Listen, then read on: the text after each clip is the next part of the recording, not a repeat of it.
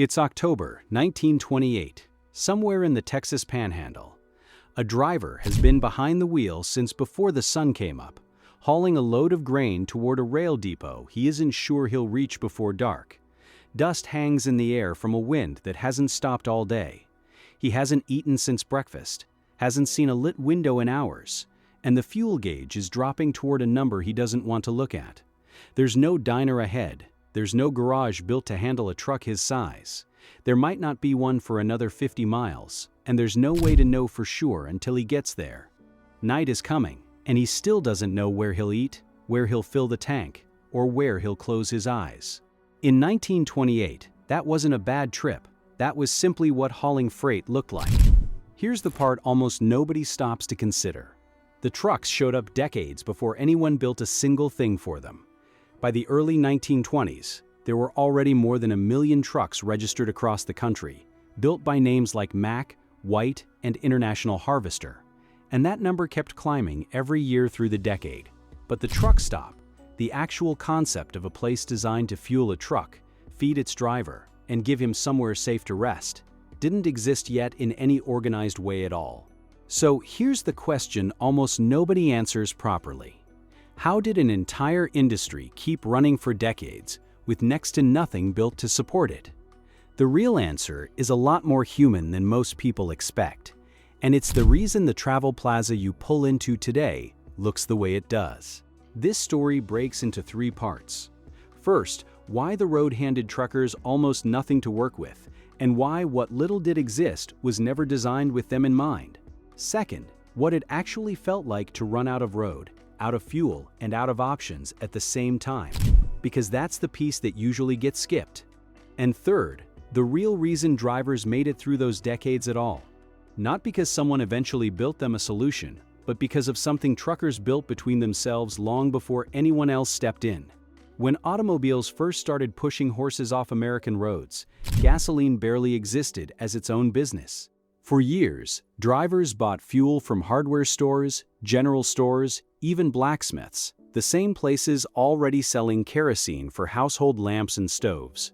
Gasoline came straight out of a barrel, hand-ladled, strained through a cloth funnel into the tank. The Gulf Refining Company opened what's usually credited as the first true drive-in gas station in December of 1913 in Pittsburgh, and by the 1920s, filling stations had multiplied into the hundreds of thousands across the country. And even that number hides how uneven the coverage really was. Filling stations clustered around cities and the busier named auto trails because that's where the paying customers were. Step off those main routes onto the back roads a freight hauler often had to take to reach a rural depot or a farm co-op, and the gap between one station and the next could stretch for hours instead of minutes. The map looked covered. The actual road a trucker was driving usually wasn't. That sounds like plenty of coverage, until you look at what those stations were actually built for. A single pump. Regular daytime hours. Just enough fuel underground to serve a steady trickle of passenger cars. None of it built for a freight truck that needed several times the fuel, more often, and couldn't always afford to wait until sunrise to get it. A dedicated truck stop, something built specifically around a truck, its driver, and its cargo, was still nowhere close to existing in any real numbers. The first scattered roadside stops aimed at truckers didn't start appearing until the late 1920s and early 1930s, built independently, town by town, with no network tying any of them together. The first facility, actually designed from scratch as a dedicated truck stop, didn't open until 1948 in Grand Island, Nebraska, so an entire industry was expanding faster than anyone could plan for it, with slow, heavy trucks running on solid rubber tires that barely touched 25 miles an hour, grinding through the night on roads that were barely roads at all, with no guarantee of fuel, no guarantee of food, and nowhere built to even park something that size. It's worth sitting with just how slow that actually made everything. A truck that struggled to hold 25 miles an hour on a good stretch of pavement might cover half that on the dirt and gravel roads that made up most of the country outside major cities. A trip that takes a modern rig a single day could easily eat 2 or 3 days for a driver in 1928, which meant more nights on the road, more meals that had to come from somewhere, and more chances for the fuel gauge to hit empty in a stretch with nothing around it at all. The slower the truck, the more the entire trip depended on things nobody had actually built yet. So what did drivers actually do? There were a few real ways to try and survive out there, and every single one of them had a gap wide enough to strand a man for good. The first option was to buy fuel and food from whatever was nearby. Hardware stores, general stores, the occasional blacksmith who'd turned part of his shop into an informal garage. This worked fine, until it didn't. These places ran on regular hours and closed at night. They weren't built to hold more than a modest reserve of fuel, and the price was whatever the owner decided to charge that day, since there was no regulation and no meter keeping anyone honest. Roll into town after dark, or find the barrel out back already running low, and you were simply out of luck, no matter how far you'd already come or how far you still had to go. The second option was to carry your own supply. Some drivers lashed extra fuel cans directly to the truck frame and packed their own food for the trip. But a wood-frame truck hauling open cans of gasoline was a fire risk on every single mile, close to a hot engine, sparking parts and open flame at every stop. Many insurers of the era simply refused to cover a rig running that way, and every gallon carried was weight that wasn't freight, which meant less money waiting at the other end. It was a cost paid twice, once in risk, once in income you'd already given up before the trip even started. The third option was to lean on whatever hospitality happened to exist along the route. A farmhouse, a small boarding house, a general store owner willing to let a stranger sleep on the floor. But hospitality was never infrastructure. It showed up in some towns and never in others, and there are stretches of American road, even today, where you can drive for 100 miles and pass almost nothing. If nobody answered the door, or nobody was willing, you slept in the cab hungry, tank empty, hoping the next town further down the road was friendlier than this one. There was a fourth path some drivers leaned on too, though it depended entirely on circumstances lining up just right. Grain elevators, rail depots, and small-town liveries sometimes doubled as informal truck stops, since they already kept fuel and equipment on hand for their own trucks and wagons. A driver who knew the right depot manager, or showed up during business hours with something to trade, might get fuel and a place to park for the night out of pure convenience rather than any real arrangement. But it wasn't a system. It was a favor, granted at someone else's discretion. And it evaporated the moment you rolled into an unfamiliar town where nobody knew your name. 3 real options, plus one that only worked if you got lucky. Not one of them was something a driver could actually rely on. So how did anyone manage to survive out there trip after trip, year after year? Picture it directly. It's 3:40 in the morning, somewhere on the Kansas plains, 1929. You've been driving since the previous afternoon. The fuel needle passed empty over 20 miles back, and the last lit window you saw was almost 3 hours behind you now. There's no glow anywhere on the horizon in any direction, no sound but the engine, and you're listening to it the way you'd listen to a heartbeat you weren't sure was going to hold. If the tank runs completely dry out here, there's no telephone within reach and nobody to flag down. You'll be stuck in the exact spot you stop for however long it takes another vehicle to happen by. Out on these roads, that could mean sunrise. It could mean a lot longer than that. Now picture a different kind of empty. You're hauling freight through Wyoming in the dead of a February night, and the wind coming off the plains doesn't need a name to be dangerous. Frost is already forming on the inside of the windshield. The last building you passed was 50 miles back, and the next one could be 50 more. If the truck fails here, in the dark, in weather like this, there's no motel to walk to, and no diner with its lights still on. There's only the cold, how long a body can hold out against it, and whether anyone happens to drive past before that runs out. There was a third kind of trouble that had nothing to do with fuel or weather at all. Somewhere on a dirt stretch outside a small Missouri town, a driver hears a sound from the engine that he already knows means trouble before he even pulls over. No fuel gauge or road condition can fix a cracked block or a snapped axle.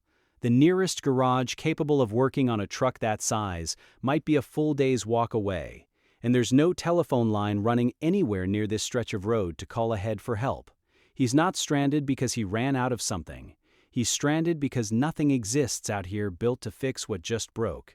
And the only real option left is waiting for another truck to happen along and either help or carry word to the next town. That situation wasn't rare at all. And here's where the story bends in a direction almost nobody sees coming. Because that exact scene, a traveler stranded alone in a Wyoming blizzard with no shelter for miles, wasn't invented for this video. It genuinely happened to a young sheep herder named S.M. Covey, caught overnight in a whiteout sometime in the 1890s, with temperatures somewhere close to 40 below and nothing to do but hold on until sunrise. He survived it. Decades later, in 1934, Covey built a shelter on the exact spot where he nearly died. 12 cabins, 2 gas pumps, and a 24-seat cafe, a place built on the promise that it would never turn a traveler away.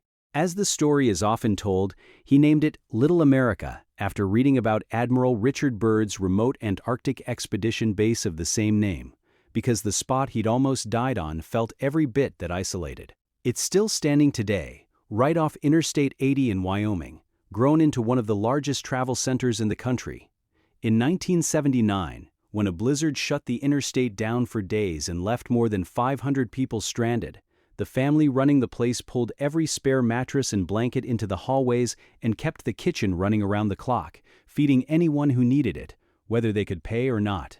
In a very real sense, the modern truck stop industry traces back to someone who had already lived through the exact nightmare truckers were surviving alone, every night, on roads scattered across the entire country. It didn't begin as a decision made in a boardroom or a company spotting a gap worth filling.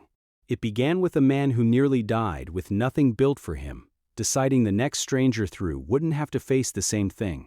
Word about the place spread the way most things did on those roads back then, driver to driver, long before any advertisement could have done the job. A trucker who'd been fed at 2 in the morning with no question of payment would carry that story to the next town, and the next driver heading west would know, long before he ever saw the lights on the horizon, that there was one stretch of Wyoming where he wasn't going to be turned away. That kind of reputation couldn't be bought. It had to be earned one stranded traveler at a time, and Little America earned it for decades before most of the country had anything comparable. But Little America was one stop on one stretch of highway. It didn't fix a single mile of road for the tens of thousands of other miles truckers were still driving with just as little support. So how did the rest of the industry keep going for another 20-30 years before truck stops existed almost anywhere else? The honest answer isn't infrastructure at all.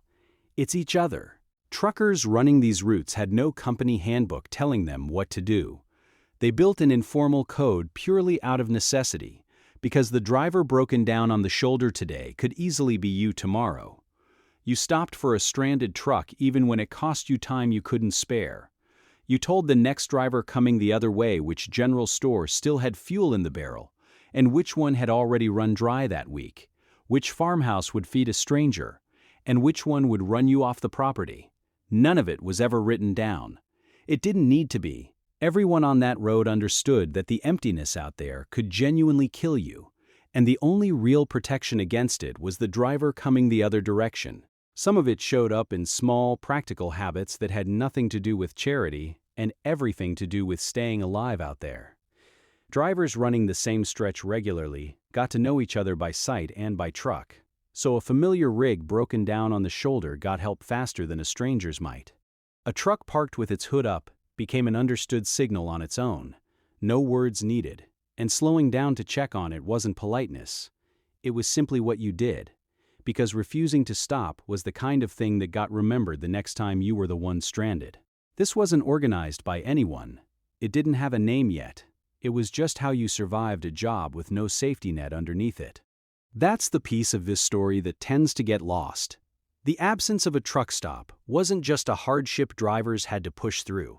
It's the actual reason a fiercely loyal driving culture exists in the first place, a culture where, even now, decades after every mile of interstate got its own travel plaza, truckers still pull over for a stranger on the shoulder, still flash their lights to warn oncoming drivers about trouble ahead, still treat the road as something you get through together rather than alone.